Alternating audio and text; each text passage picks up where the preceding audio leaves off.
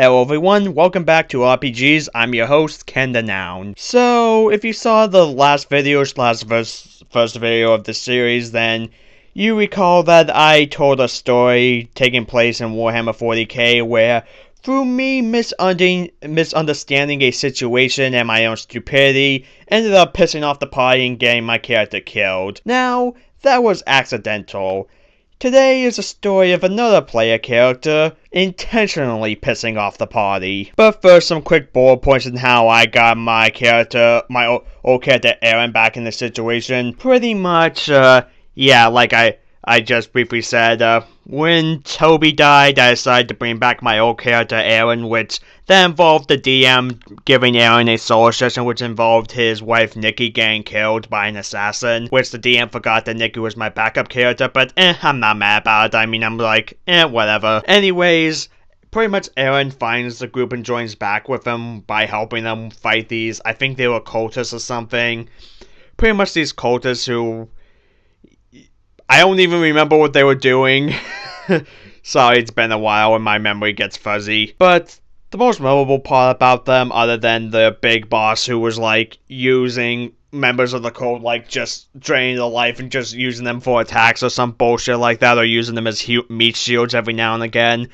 Doesn't really seem like a good leader. No, who does it? But he ended up getting like squashed under the foot of the mech. Because one of our party members has a fucking mech, and yeah, just kinda, yeah.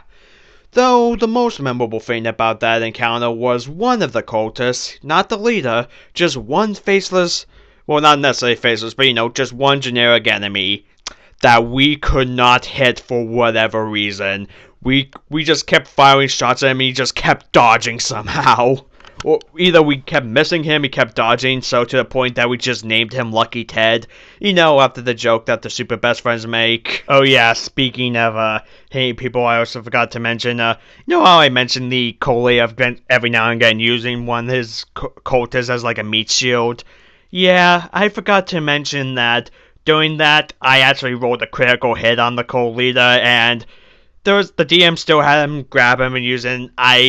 I'll admit, I probably got a little angrier than I should have. I mean, I have apologized, and he did say I actually did. The DM, actually did say I made a good argument, because, yeah, critical hit, I rolled a critical hit, and he still grabbed the close user shield. I just yelled, how that was bullshit, and he's like, and yeah, it kind of made him, he agreed, okay, yeah, it is. So, pretty much, that's just something that happened, not my proudest moment, but it's not a whole story worthy, but, so, after that whole situation, pretty much Aaron met up with the rest of the group because he was kind of shooting from the rafters, and yeah, met up with the group where, reunited with two of his friends, the two characters who were from the previous season, Mercutio and Corvo. Because, yeah, the group, I'm John, Jason, I apologize in advance, I do not remember your characters' names, your current characters' names, I'm sorry.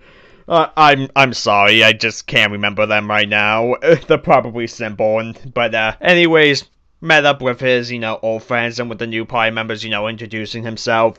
So afterwards, we opened up these doors that led to these mines, and we went in to get out of the building for some reason, because for some reason we couldn't get out the door. I think more people were coming, so yeah. Anyways, we head through these tunnels. At some point we find this ammunition, but we can't take it because it's covered in gasoline, and I think it's yeah, if we fire that, that's probably a bad idea. So we keep moving. Jason's character, whatever the fuck his name is still in his mech. So yeah, we just keep going forward. There's at some point two silver skulls fly right past us, and we're like, okay, that's probably not good. We should probably follow them and see where they're heading. So we do, and they disappear, but we are led to this room full of corpses, just laid about. The smell is horrible and pungent. So we're like, well, we have to keep moving forward, so let's just trudge through these dead bodies. We do so, and then suddenly I forget if it's if it was a regular mine, a smoke one, or net, but pretty much there's an explosion, and we're like, well, fuck. This room full of corpses is booby-trapped. But then that's when this character heard a psyker named Oregan. Yeah, I should remember it's in the episode title. But anyways, one of the player characters, Oregan, decides, remembers, hey, I have future vision, so I can predict where these things will be. So he uses that, and we do this through Skype, so whenever he rolls for future vision, the DM, I guess, private message to him, and I forget what he specifically said, but pretty much Oregon decided, instead of giving us direct answers of whatever he got, he decided to put in the most vague terms as possible. So it's like, okay, which direction should we go? He was not super clear. I think at some point, smoke went off, and there was a point where some of us ended up getting covered with a net where another player kid had to cut us out of. But eventually we trudged through these dead bodies while the guy in the mech is also dealing with some bullshit. I forget. There was something landing on his mech and messed up one of his mech's legs. I don't remember. But anyways, we reach a lever, or it looks like a detonator, and we're just trying. And we're like, okay, because this room also had several locked doors, and we asked him, okay, what does this detonator do? Use its future vision, and he did, and this is the answer he gave us. Because, it looked like a detonator, and we knew this place was full of mines, so it's like, okay, will this detonator open the doors, or set off the bombs? His response, well, it'll make this easier. Yeah, we were not so sure what that meant. So we debated for a bit, and finally decided, well, if he's saying that'll make it easier, hopefully that's a good thing. So we press the button, and we start hearing beeping go louder and louder and faster. Yeah, it seemed like, okay, these bombs are going to go off and these doors aren't opening. He could have just said that. But no, he decided to be a vague dick. So we're just like, okay, we need to hack these doors open. We're like, okay, use the future vision, tell us which door is good. And I forget what he said, but once again, he was like, okay, is this door safe? And his answer was more or less maybe. He didn't give a direct answer. It was yes or no, and he didn't give a direct answer. So at some point, I think we decided to just fucking go through this one of the doors, and we made it out just in time before the bombs exploded, so all of us almost died because of this asshole. So we keep going forward until we reach something it was this web of wires, and we just look at that okay, that's probably not safe. For some reason, we kept asking him to use future vision, and pretty much asked, okay, is that safe or is that dangerous? And all he gave us was, don't touch them, I guess. I think that was more or less what he said. So I guess that was a more direct answer, but still not good enough. Then suddenly, this assassin guy appeared out of fucking nowhere, I think he was a robot or something. I don't remember. He was something. So it looked like the fight was going to start, but then one of the characters, Mercutio, I forget what the ability is called, and there's a phone ringing in the background. If you hear that, sorry. I don't know why someone's calling us at this hour. It's 9 p.m. here. But anyways, what was I saying? Oh, Mercutio had his ability to pretty much talk down the guy and convince him to leave. So he did. The cyborg guy started walking backwards into the wires.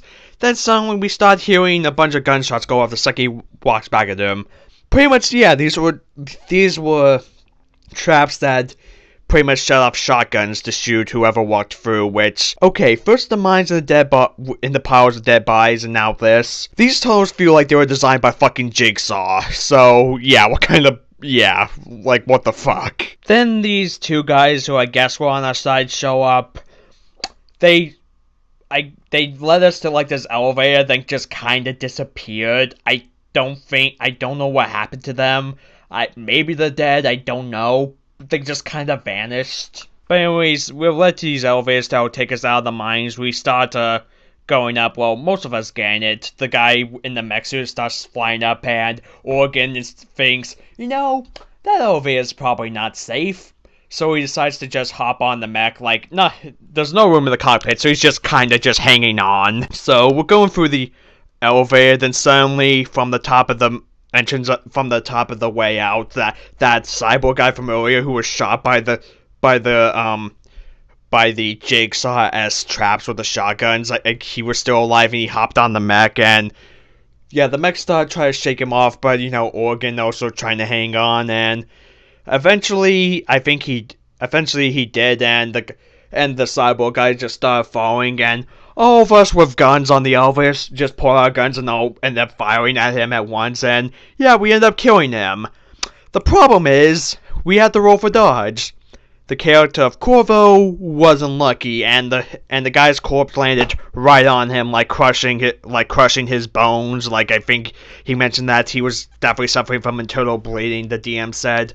So then I don't remember if any of us were a medic. Well, I think we still got Oregan to, once we caught up with him, to try check up on him and yeah, try to save him. But pretty much that didn't really go well, and like, I think he helped him enough for him to be able to stand up again, but yeah, he definitely needed actual medical attention. Though, here lies the problem that happened. You see, we reached the top, and there's a ship that landed. And out of it stepped 2 Space Marines and Thomas. And if you don't know who Thomas is, well, you don't, because I don't think I mentioned him earlier. Thomas is a previous player character, the old player character, the guy in the mech, but he kinda turned evil, like he's now the main villain, or at least it seems he is. So he shows up and he orders one of the Space Marines to fire at us, and Corvo had to use a fate point to dodge one of the shots.